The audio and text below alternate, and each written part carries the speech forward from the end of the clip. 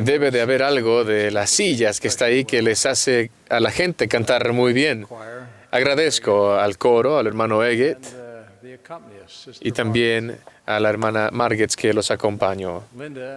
Linda y yo somos primos. Su papá y mi mamá eran hermano y hermana. Y compartimos el mismo cumpleaños, 24 de enero. No el mismo año, ella es mucho más joven, pero sí tenemos el mismo cumpleaños. De niños, nos gustaba escondernos y chuparnos el dedo juntos. Ahora ella ha logrado muchas cosas y estoy muy orgulloso de ella. Agradezco a mi Padre Celestial por la oportunidad de estar con ustedes hoy. Agradezco por el Elder Clark, por el hermano Webb, hombres a quienes admiro y a todos los que han sido mencionados esta noche o cuyos nombres están en el programa. Tengo mucho aprecio por el sistema educativo de la Iglesia, seminarios e institutos. Y siento mucha admiración por todos los que sirven, todos los que contribuyen. Yo creo que el servicio que ustedes proveen es quizás lo mejor que la Iglesia puede ofrecer a sus miembros, en especial a cada nueva generación. Y les agradezco por ello. Quisiera hablarles esta tarde sobre la verdad. El sistema educativo de la Iglesia está dedicado a enseñar e inculcar la verdad, en especial aquellas verdades más destacadas y fundamentales, que son los cimientos de la vida eterna. Siempre ha sido importante no solo enseñar, sino defender la verdad. Y en nuestro tiempo esa necesidad parece ir en aumento. Todos recordamos la conversación cuando Jesús fue llevado ante Pilato y declaró que había venido al mundo para dar testimonio de la verdad. Todo aquel que es de la verdad, dijo Jesús, oye mi voz.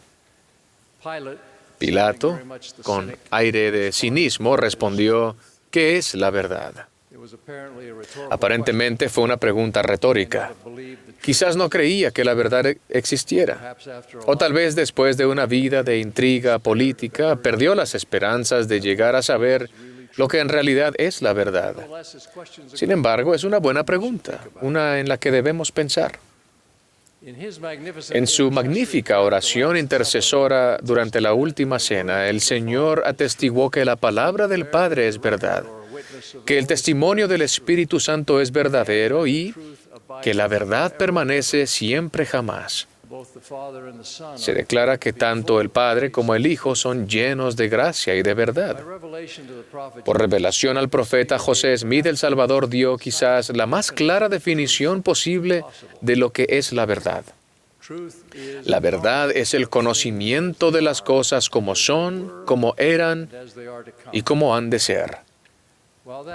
Si bien esa definición es directa, la implicación es que sin ayuda divina, la comprensión del hombre sobre la verdad no puede ser muy amplia. El profesor Chauncey Riddle lo explicó de esta manera. Ningún ser mortal puede tener más que una pequeña pizca de la verdad sobre cómo las cosas son, cómo fueron y cómo serán. Y dado que entendemos por medio de relaciones, nosotros, los mortales, no podemos comprender esa pizca de verdad que conocemos en su totalidad, porque el fragmento tiene su significado completo solo cuando se relaciona con todo lo demás, y el pasado, presente y futuro de todo lo demás. Por tanto, la verdad es una cosa que comprenden totalmente solo los dioses, aquellos que son omniscientes y ven y conocen todas las cosas pasadas, presentes y futuras. También menciona el profesor, a fin de rescatar la humanidad de esta capacidad limitada de discernir la verdad, nuestro Padre nos ha dado a nuestro Salvador Jesucristo y al Espíritu Santo. Nuestro Salvador da a todos los hombres y mujeres nacidos en este mundo la luz de Cristo, mediante la cual pueden distinguir el bien del mal. Si una persona recibe y ama la luz de Cristo y aprende a usarla habitualmente para discernir entre el bien y el mal, él o ella estarán listos para recibir el testimonio del Espíritu Santo. Una persona que tiene el don del Espíritu Santo tiene derecho a su compañía constante. Cualquier persona que tenga esa compañía constante tiene acceso a toda verdad. Y por el poder del Espíritu Santo podréis conocer la verdad de todas las cosas. El Salvador confirmó eso en una declaración durante la última cena. Pero cuando venga el Espíritu de verdad, Él os guiará a toda la verdad. A José Smith, Él dijo, el que guarda mis mandamientos recibe verdad y luz, hasta que es glorificado en la verdad y sabe todas las cosas. Entonces, lo primero que debemos entender acerca de la verdad es que el conocimiento de la verdad en cualquier medida notable requiere ayuda divina, ya sea a través de la luz de Cristo o la ayuda del Espíritu Santo. Dada nuestra capacidad y recursos limitados, si no contamos con la ayuda de la revelación, simplemente no podemos lograr un conocimiento completo de las cosas como eran, como son y como serán. Y cómo una cosa se relaciona a cómo fue lo demás, cómo fue, cómo será y cómo es. No obstante, el Señor aconsejó al profeta José Smith a estudiar y aprender y familiarizaros con todos los libros buenos y con los idiomas, lenguas y pueblos. Y extiende ese consejo a nosotros. Buscad palabras de sabiduría de los mejores libros, podríamos decir verdad. Buscad conocimiento por el estudio, tanto como por la fe. Y lo debemos hacer, como dice él, diligentemente. Debemos esforzarnos al máximo. Y ese mejor esfuerzo incluye ejercitar la fe, pedir, buscar y llamar activamente para que recibamos la verdad y la luz que proviene de Dios. El aprendizaje profundo, como lo describió el Elder Clark. Creo que la mayor parte, si no toda, la verdad que podemos descubrir viene de la ayuda divina, ya sea que lo reconozcamos o no. Al escribir sobre la luz o el Espíritu de Cristo, el presidente Boyd K. Packer destacó: el Espíritu de Cristo puede iluminar al inventor, al científico, al pintor, al escultor, al compositor, al actor, al arquitecto, al autor para producir obras grandes e incluso inspiradas para la bendición y el beneficio de toda la humanidad. Este espíritu puede inspirar al granjero en su campo y al pescador en su barca. Puede inspirar al maestro en la sala de clase, al misionero cuando presenta una charla. Puede inspirar al estudiante que escuche. Y lo que es de enorme importancia, puede inspirar a marido y mujer, a padre y madre. Nosotros más que nadie debemos ser humildes y lo suficientemente realistas como para reconocer que no solo la salvación se recibe por la gracia después de hacer todo lo que podamos, sino que nuestra comprensión de la verdad viene por gracia después de hacer todo lo que podamos. Porque la palabra del Señor es verdad, y lo que es verdad es luz, y lo que es luz es espíritu, a saber, el Espíritu de Jesucristo. Ahora acudo a las palabras del Salvador. La verdad permanece para siempre jamás.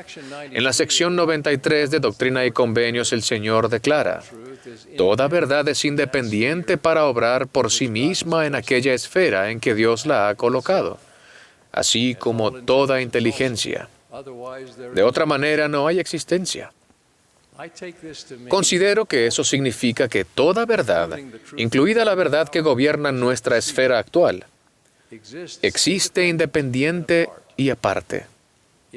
No la afecta mi preferencia, ni la opinión de ustedes. Se mantiene independiente de cualquier esfuerzo por controlarla o cambiarla. No se la puede presionar ni influenciar de ninguna manera. Es una realidad fija. El Salvador dijo que sin esa realidad fija de la verdad no hay existencia. Creo que eso es lo que Ley tenía en mente cuando enseñó. Y si decís que no hay ley, aquí se utiliza ley como sinónimo de verdad. Verdad que es independiente en aquella esfera en que Dios la ha colocado. Decís también que no hay pecado, siendo el pecado la desobediencia a la ley. En otras palabras, si decís que no hay pecado, decís que no hay rectitud, siendo la rectitud la obediencia a la ley. Si no hay ley ni verdad, no hay nada que obedecer o desobedecer. Y si no hay rectitud, no hay felicidad, siendo la felicidad el resultado de la rectitud. Y si no hay rectitud ni felicidad, tampoco hay castigo ni miseria, siendo el castigo y la miseria la consecuencia del pecado. Y si estas cosas no existen, Dios no existe. Y si no hay Dios, nosotros no existimos ni la tierra, porque no habría habido creación de cosas, ni para actuar, ni para que se actúe sobre ellas. Por consiguiente, todo se habría desvanecido. Entonces, mediante estas cosas sabemos que la verdad existe, que representa una realidad fija e inmutable, que sin contar con ayuda, la cantidad de verdad que los mortales puedan discernir es relativamente pequeña, que dependemos de la ayuda de la revelación divina para aprender la verdad de todas las cosas, y que nosotros y Dios dependemos de la verdad para actuar y crear. De otra manera, no hay existencia. En otra parte, también aprendemos que la verdad no entra en conflicto con la verdad, sino que de hecho toda la verdad puede circunscribirse en un gran todo. Bien, ¿dónde nos hallamos en el mundo de hoy al procurar enseñar y afirmar la verdad, en especial la verdad espiritual? En la mayor parte del mundo, el modo de pensar relativista se ha convertido en una filosofía dominante. Por relativismo me refiero a la opinión de que las verdades éticas o morales son relativas, que dependen de las actitudes y sentimientos de quienes las poseen, y que nadie puede juzgar la validez de la verdad de otra persona. Hoy día se oye mucho hablar acerca de mi verdad, o la verdad de él, o la de ella. Ese modo de pensar lo describe el autor David Brooks en su crítica del libro Perdido en la Transición por el psicólogo de Notre Dame, Christian Smith y otros. Brooks dice: la posición a la cual la mayoría de los entrevistados de Smith recurrió automáticamente una y otra vez es que las decisiones morales son solo cuestión de preferencia individual. Es algo personal, normalmente decían los entrevistados. Depende de la persona. ¿Quién soy yo para juzgar? En rechazo a la sujeción ciega a la autoridad, muchos jóvenes se han ido al otro extremo. Yo haría lo que considerara que me haría feliz o según lo que sintiera. No tengo otro modo de saber qué hacer, sino según lo que sienta interiormente. Muchos se apresuraron a hablar sobre sus sentimientos morales, pero vacilaron en vincularlos a un modo de pensar más amplio sobre un marco u obligación moral compartida. Como dijo uno de ellos, lo que quiero decir es que lo que hace que algo sea correcto es cómo me siento al respecto. Pero muchos piensan de diversas maneras, así que no puedo hablar en nombre de todos sobre lo que está bien o lo que está mal. Creo que todos estarían de acuerdo en que la filosofía del relativismo moral ha hecho grandes avances en nuestro tiempo. No juzgar se ha convertido en una norma casi incuestionable para la conversación y el comportamiento. Pero en realidad todos juzgamos lo que está bien y lo que está mal. Y no solo para nosotros mismos, sino también para las personas y la sociedad que nos rodean. Las leyes y los sistemas de la ley, incluso sistemas políticos, forman parte de los valores morales y lo que se percibe como verdad. En una sociedad pluralista podemos debatir qué valores se deben recoger en las leyes o regulaciones y qué es correcto, incorrecto o verdadero. Pero en cualquier asunto, al final, prevalece la visión de alguien o la opinión de algún grupo de la verdad y todos quedan sujetos a ella. El relativismo moral simplemente no funciona si ha de haber orden y justicia en la sociedad. ¿Puede el asesinato ser incorrecto para la mayoría, pero correcto para algunos? ¿Tiene derecho el ladrón a guardar lo que roba y seguir robando porque cree que robar es lo correcto para él? En especial porque creció en circunstancias desfavorables. O al tomar en cuenta algo que está muy presente en las noticias de hoy, ¿tiene derecho un hombre a acosar sexualmente a una mujer porque lo considera satisfactorio con su sentido personal del bien y el mal? Alguien podría decir, bueno, está hablando de cosas que generalmente se aceptan como incorrectas. Existen algunos valores que son innatos en la existencia humana, que son la base de las leyes contra el asesinato, violación, robo y otros actos que dañan a las personas o interfieren con su legítima búsqueda de la felicidad. Esos son derechos esenciales y universales que niegan cualquier derecho personal a lo contrario. El relativismo moral solo se aplica más allá de esos derechos humanos, donde cada persona puede definir por sí misma lo que está bien o mal. Pero ese tipo de razonamiento señala que en realidad hay absolutos morales, ya sea que los llamen derechos humanos universales o algo más. Al menos existen algunas verdades y conceptos morales, aparte del capricho o la preferencia personal. El único debate realmente es qué son y hasta dónde se extienden. A lo que nos referimos como relativismo moral es una realidad, es un debate continuo sobre la tolerancia. ¿Qué acciones y diferencias se deben tolerar en la sociedad y en las relaciones humanas? Nuestro llamado, y es cada vez más urgente en este entorno, es enseñar la verdad de los conceptos morales, lo que son y hasta dónde se extienden. Valoramos la verdad sobre cualquier tema de diversa fuente, pero la verdad eterna, en especial si se relaciona con el significado y propósito de la vida, debemos obtenerla de Dios. Por lo general, los relativistas morales no ven ninguna función o relevancia para que Dios entre en esta conversación y típicamente dudan de que Él exista. Sería muy inconveniente para ellos si Él existiera, y aún más si hablase al hombre. Uno solo puede pensar en la verdad como relativa si Dios no figura en ella. La firma de investigación Pew informó recientemente que por primera vez la mayoría de los estadounidenses, 56%, indicó que no es necesario tener creencias religiosas para ser una buena persona. Dios no es un prerequisito para los buenos valores y moralidad, dijo Greg Smith, director asociado de investigación, en una publicación sobre los resultados. Estoy seguro de que estaríamos de acuerdo en que las personas que son ateas o que no profesan creencia religiosa o creencia pueden ser, y a menudo son, personas honestas y buenas. Pero no estaríamos de acuerdo en que eso ocurra sin Dios. Como se señaló antes, ya sea que a alguien le guste o no, lo crea o no, o lo advierta o no, él o ella llevan en su interior la luz de Cristo y por lo tanto poseen un sentido común de lo correcto y lo incorrecto que a veces llamamos conciencia. El Salvador dijo, «Yo soy la luz verdadera que ilumina a todo hombre que viene al mundo». También leemos, «Y el Espíritu da luz a todo hombre que viene al mundo, y el Espíritu ilumina a todo hombre en el mundo que escucha la voz del Espíritu». El presidente Boyd K. Packer, en el artículo que cité antes, enseñó, «Todo hombre, mujer y niño de toda nación, creencia o color, todos, sea cual sea el lugar donde vivan, lo que crean o lo que hagan, tienen dentro de sí la imperecedera luz de Cristo.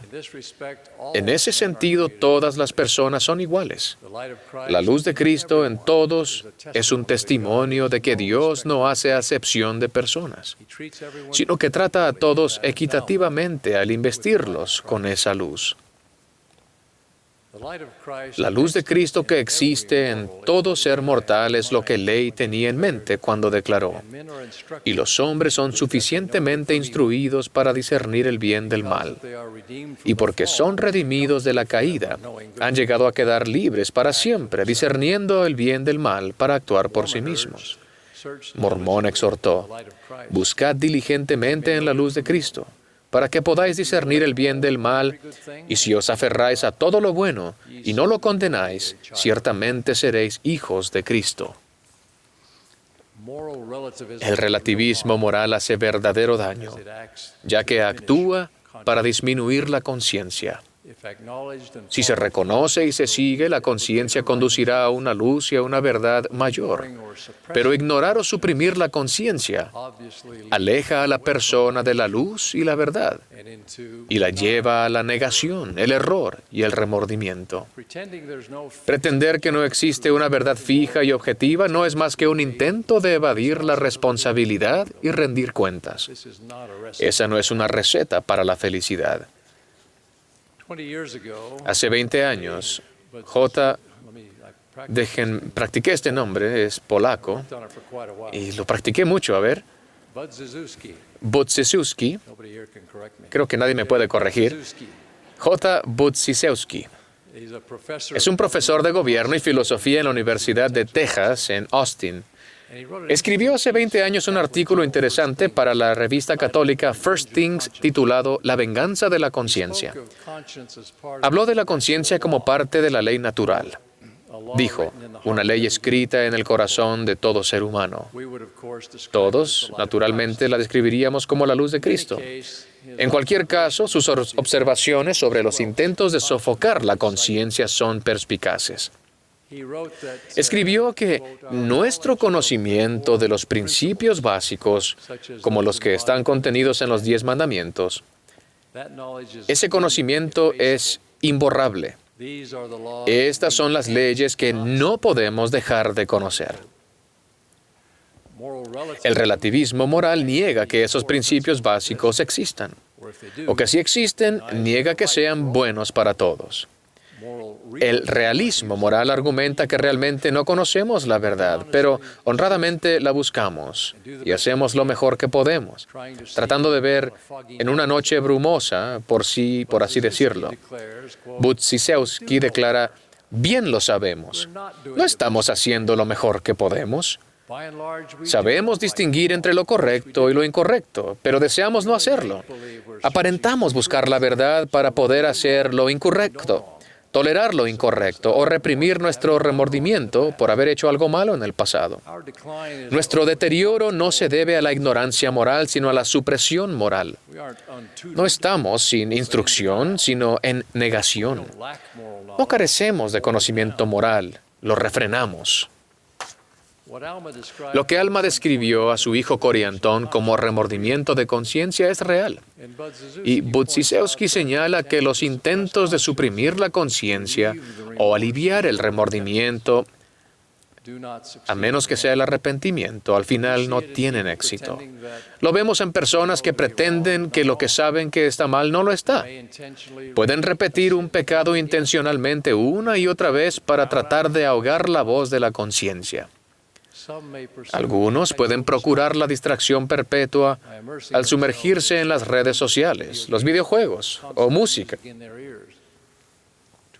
para evitar cualquier momento tranquilo en el que la conciencia pueda hablar. Lo vemos en las justificaciones que no parecen tener fin, ni en número ni en creatividad. Budziszewski cita esto: me digo que el sexo fuera del matrimonio está bien, porque me voy a casar con mi pareja, porque quiero que mi pareja se case conmigo, o porque tengo que averiguar si podemos ser felices casados. O esta: no necesitamos promesas porque nos amamos.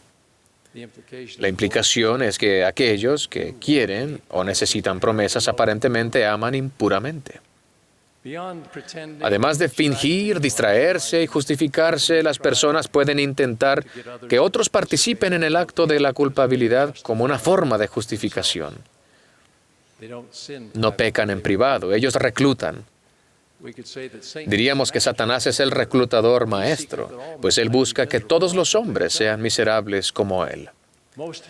Lo más preocupante son aquellos que insisten en que la sociedad se debe transformar para que ya no se le juzgue tan terriblemente. Entonces cambian las leyes, se infiltran en las escuelas y crean burocracias intrusivas de bienestar social. Bien advirtió Isaías: ay de los que a lo malo llaman bueno y a lo bueno malo, que hacen de la luz tinieblas y de las tinieblas luz, que ponen lo amargo por dulce y lo dulce por amargo. Por tanto, concluye Budziszewski, nuestros esfuerzos para reprimir las poderosas fuerzas de la conciencia y justificar la culpa es lo que impulsa a la sociedad al abismo moral cada vez más profundo. Yo agregaría que también es responsable de la ira que estalla cada vez más en cualquier intento de conversar sobre lo que tenga que ver con las normas y pautas de la sociedad. Al dirigirse a Nicodemo, dijo Jesús: y esta es la condenación, que la luz vino al mundo, pero los hombres amaron más las tinieblas que la luz, porque sus obras eran malas. Pues todo aquel que hace lo malo aborrece la luz y no viene a la luz, para que sus obras no sean reprendidas. Pero el que vive conforme a la verdad viene a la luz, para que se ponga de manifiesto que sus obras son hechas en Dios. Los intentos para reprimir la conciencia no son solo inútiles, pero si la gente entendiera las cosas en su verdadera luz, nadie querría intentarlo. Mencioné al principio que Ley enseñó acerca de tratar de escapar del castigo al negar la realidad del pecado. Si decís que no hay ley, decís que no hay pecado. Si pudiéramos borrar la ley o la verdad, como intentan hacer aquellos que luchan contra la conciencia, bien podríamos despojarnos de la culpa, del castigo y de la miseria. Pero recuerden, como advirtió Ley, sin la ley tampoco habría un aspecto positivo para nuestra existencia. Borraríamos la posibilidad de la rectitud y la felicidad. Borraríamos la creación y la existencia. Obviamente, la idea de borrar o eliminar la verdad es una tontería, pero hay una forma de eliminar la miseria, a la vez que se preserva la oportunidad de la felicidad. Se llama la doctrina o el Evangelio de Cristo. Fe en Cristo, arrepentimiento y bautismo, tanto de agua como del Espíritu. Debemos ayudar a los alumnos, en las palabras del Salvador, a vivir conforme a la verdad, a abrazar de todo corazón la luz de Cristo en ellos y recibir la luz y la verdad adicionales que se reciben por el Espíritu. Resistir, justificar y fingir no dará resultados. Solo el arrepentimiento y la obediencia a la verdad pueden brindar la autenticidad que muchos añoran. Solo el arrepentimiento y la obediencia a la verdad pueden preservar y aumentar nuestra felicidad y libertad.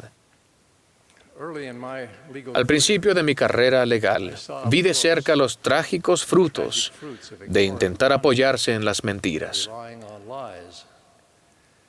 Era asistente jurídico del juez del Tribunal de Distrito de los Estados Unidos, John Sirica, en Washington, D.C. El escándalo nacional conocido como Watergate comenzó antes de que iniciara mi pasantía. Y los procedimientos judiciales relacionados con Watergate ocuparon el tiempo del juez y por lo tanto el mío, casi en su totalidad durante los casi 2 años y medio siguientes. Sin describir los detalles, simplemente diré que en 1972, los agentes de la campaña de reelección del presidente Nixon, el comité para reelegir al presidente, valiéndose de allanamientos y de escuchar en secreto, intentaron robar información del Comité Nacional Demócrata. Hubo arrestos y se inició un esfuerzo casi de inmediato para ocultar cualquier conexión de esas actividades ilegales con la campaña de Nixon o cualquier funcionario de la Casa Blanca. Ese encubrimiento constituyó una obstrucción criminal de la justicia que se extendió hasta incluir al presidente Nixon. Me pareció que hubo muchos puntos a lo largo de los 2 años previos a su renuncia cuando Nixon, con una conciencia alerta, podría haber puesto un alto diciendo, esto no está bien, no continuaremos a pesar de las consecuencias, y bien podría haber sobrevivido a la vergüenza política, la crítica inevitable, y a terminar su periodo. Pero nunca dijo basta. En su lugar, se inmiscuyó más en la conspiración de encubrimiento. El momento más bajo para mí fue cuando el juez Sirica y yo escuchamos la grabación de una conversación que tuvo lugar el 21 de marzo de 1973 entre el presidente y el asesor legal de la Casa Blanca, John Dean, en la oficina del presidente. Dean había estado a cargo del encubrimiento dentro de la Casa Blanca y pensó que ésta comenzaba a venirse abajo. Había ido a pedirle instrucciones a Nixon.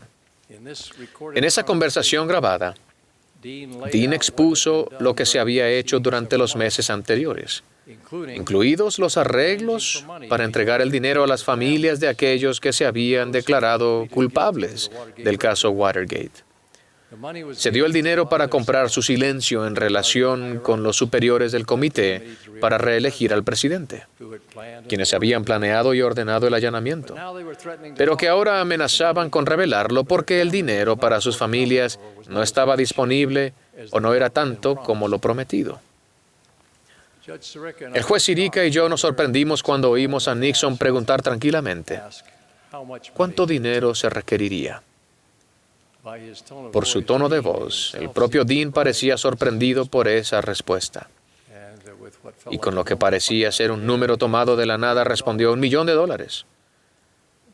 Nixon respondió que no sería ningún problema recabar esa cantidad, pero le preocupaba cómo podría distribuirse sin dejar rastro. El juez y yo no podíamos creer o no queríamos creer lo que estábamos escuchando, y él me pasó una nota para sugerir que volviésemos a escuchar la cinta. Terminamos de escuchar la conversación y luego, sin decirnos mucho el uno al otro, guardamos la cinta y nos fuimos a casa temprano. Incluso ahora recuerdo la sensación de desilusión y tristeza. Eso fue algunos meses antes de la renuncia de Nixon. Pero sabíamos que el presidente sería impugnado si no renunciaba primero. Me pregunté en aquel momento y desde entonces, ¿por qué Nixon permitió que ese escándalo llegase a ese extremo? Todavía me sorprende que con el tiempo su conciencia pudiese adormecerse al grado de que incluso el intento del chantaje al presidente de los Estados Unidos por parte de los ladrones de Watergate no le suscitara indignación. La lección que aprendí de su experiencia fue que mi esperanza para evitar la posibilidad de una catástrofe similar en mi propia vida radicaba en nunca hacer una excepción, siempre someterme invariablemente a los dictados de la conciencia. Dejar de lado nuestra propia integridad aún por pequeños actos en asuntos en apariencia insignificantes nos pone en peligro de perder al final el beneficio y la protección totales de la conciencia. Estoy seguro de que algunos se han salido con la suya, en el sentido de que actuaron deshonesta o ilegalmente en negocios, o en la vida profesional o política, y nunca han tenido que rendir cuentas, al menos en esta vida. Pero una conciencia débil, y desde luego una conciencia adormecida, abre la puerta a los Watergates, ya sean grandes o pequeños, colectivos o personales, desastres que pueden herir y destruir al culpable y al inocente. Juan registra la potente promesa del Salvador a los judíos que habían creído en Él. Si vosotros permaneciereis en mi palabra, seréis verdaderamente mis discípulos, y conoceréis la verdad, y la verdad os hará libres. Conocer y seguir la verdad, por cierto, nos hace libres. Primero de la servidumbre de la ignorancia y del pecado, y luego libres para buscar todo lo bueno hasta que recibamos el reino del Padre y todo lo que Él puede dar. Saber que Jesús mismo es el camino y la verdad y la vida, tal vez es el significado más importante de la verdad que nos hace libres por su gracia. Él nos libera de la muerte.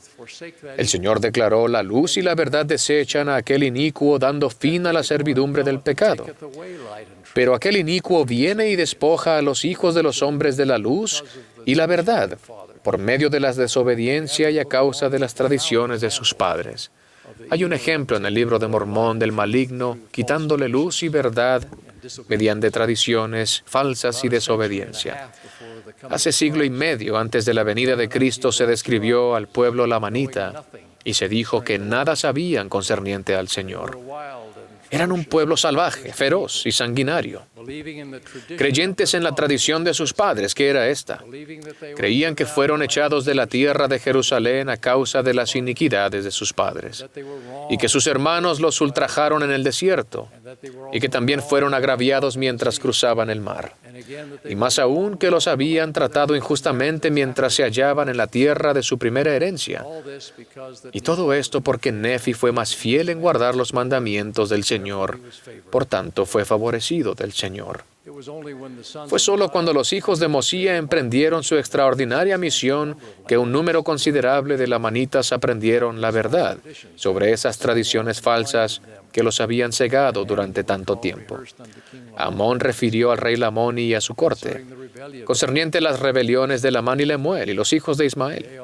Sí, les relató todas sus rebeliones, mas eso no es todo, porque les explicó el plan de redención, que fue preparado desde la fundación del mundo, y también les hizo saber concerniente a la venida de Cristo, y les dio a conocer todas las cosas del Señor.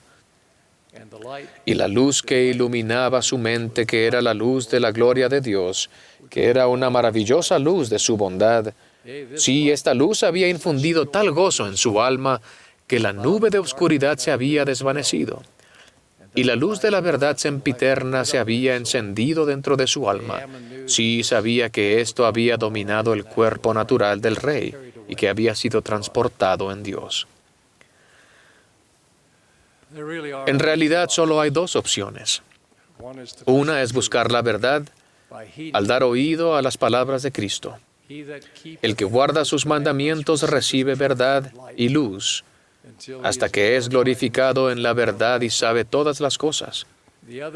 La otra es dejar que el adversario nos atrape e intentar lo imposible, encontrar la felicidad en sus fantasías. Uno no puede triunfar en la vida aquí o en el más allá ignorando la realidad de la verdad. Pero algunos, de hecho, mucha gente lo intenta. Parece mucho más fácil que arrepentirse. Pero solo el arrepentimiento y la obediencia a la verdad de Dios nos liberan de un mundo de fantasía que está destinado a fallar, y grande será su ruina. Las verdades básicas, las realidades fundamentales de nuestra existencia que debemos enseñar y volver a enseñar con convicción, y todo el poder que Dios nos da son estas. 1.